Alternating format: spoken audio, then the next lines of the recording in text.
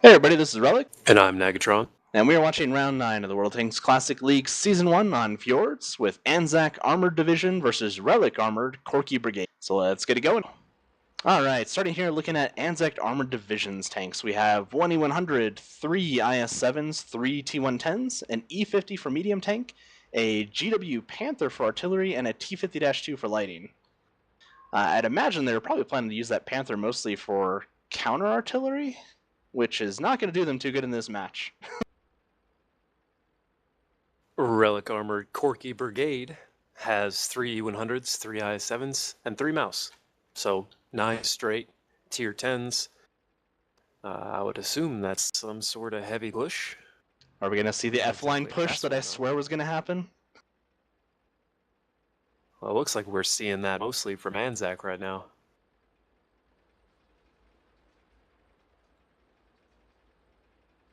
Yeah, I think they got an interesting collision to see both of them, though. Yeah. Well, there's one Moss.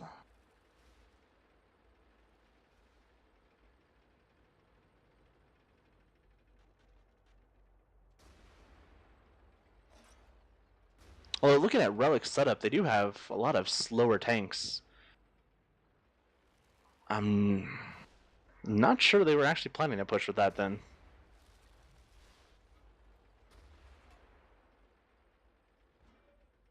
I do like this split that Anzac has where they have the 2 tanks all the way up in the north.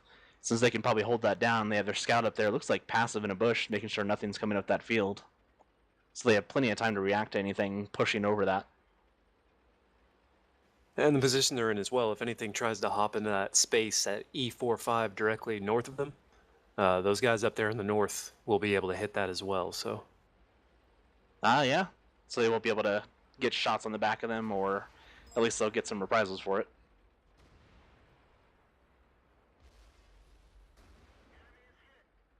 At this point, we've seen 2 mice down here, one of whom is dead. That actually might be a 3rd mouse. We know 2 E100s are down here as well, and all 3 IS-7s. There's pretty good odds that the north is either completely empty or has only about 1 tank. Now, I wonder if they stopped it because they saw what Anzac was bringing, or if turtling is their plan for this match.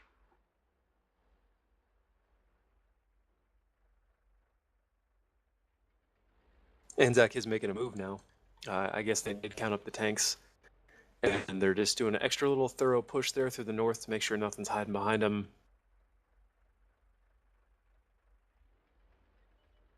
Yeah, it's a smart move, getting some flanking moves on there. Corky is very, very soon to be completely surrounded.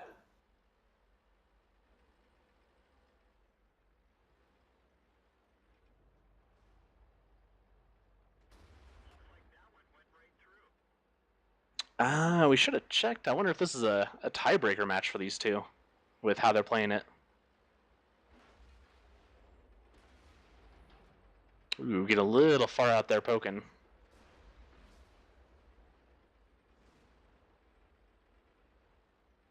Given their lineup, I mean, 3 100s, 3 mouse, you would think that they were trying to draw it out. So very well could be some sort of tiebreaker, and they're just trying to play it safe. Yeah, I know a lot of people are not happy with this 2 side of the map, because it is definitely a lot harder to strategize for something that's going to win. One side just has a lot better terrain overall. Unfortunately, as we just found out, the next map is Dragon Ridge, so I don't know if that's going to be better or worse for them.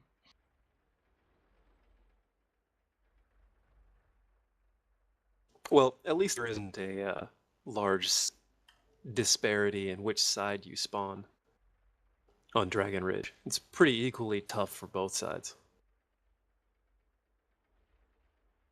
Yeah, it seems like a fairly balanced map.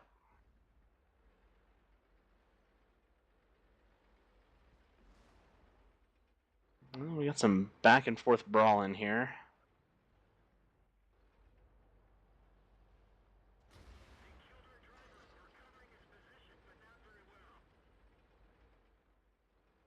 Looks like that E100 there in the south is getting isolated as we speak.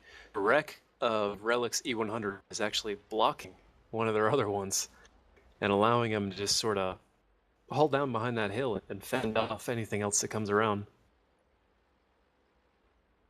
This crew here in the middle can't support because the 3 IS-7s will shoot them in the side if they do. Yeah, there's a lot of crossfire here. A lot of different angles they have to be looking out for. Looks like they're moving their GW Panther down to that southern tip to maybe get a few more shots that way. Yeah, he might have had better angles had he gone along where it looks like the T-110 and E-50 are right now.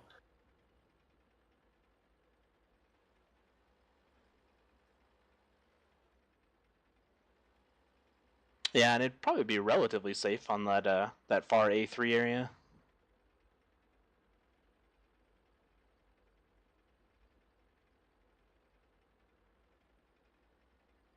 Right now is really when Relic needs to be pushing the F-road. I'm sure those IS-7s that are trying to hold them now are starting to turn around and deal with that stuff that's coming in the north. You leave it alone for too long and it will fall. Looks like we're also getting a little bit of pushing using that distraction from the T-110 up there.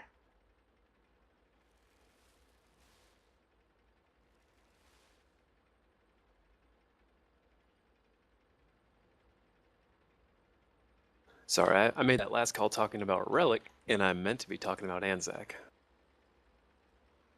Way to go.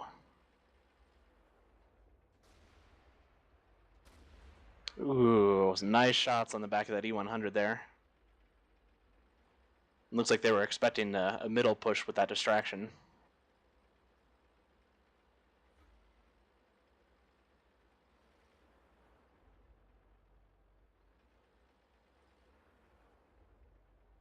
T-110 and E-50 are doing a really good job of pulling back tanks.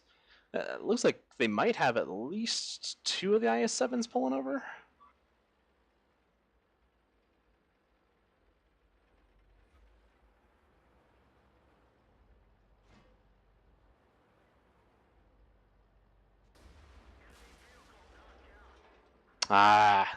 Little mess up there on that E100. He started turning the angle of his tank and gave him a flat surface to shoot on under that under armor there.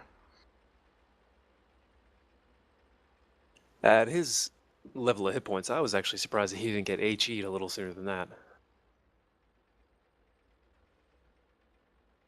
That's true. That probably would have been the safer bet. Wouldn't have taken that extra hit.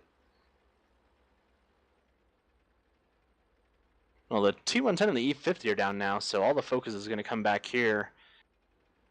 It's hard to tell based on hit points who's really up right now. Everybody seems to be about halfway or less. The big advantage that the Anzac has here is that they do have their GW Panther in the south. So if they can keep it restrained to this one area, pretty much all of Relic's tanks are hittable. It's just a matter of time. Yeah. And they have 6.5 minutes, so they can play it pretty slow.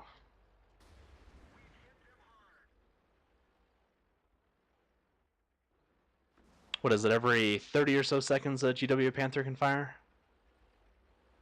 Around about 28, maybe 26. So you figure they run the clock at least another 2 minutes, and that's going to be probably 1 or 2 tanks down.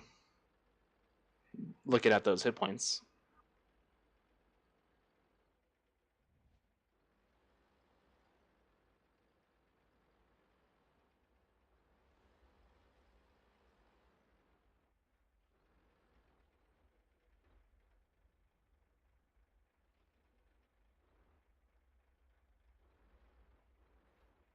Well, we're still really close on tanks.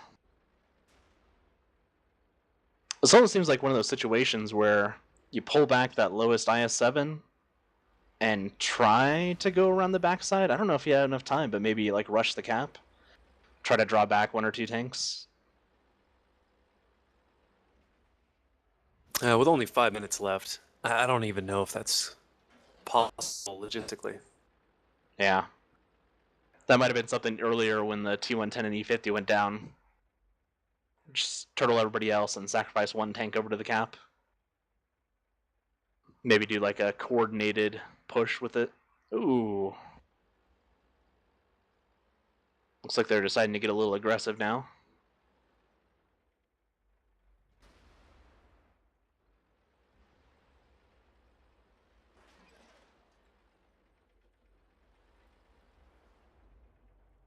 Wow, just about every tank on the board here is within one-shot range.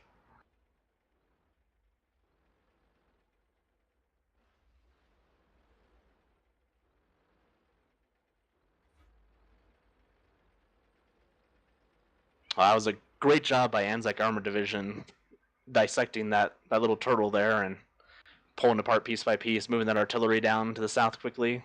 Really good maneuvering.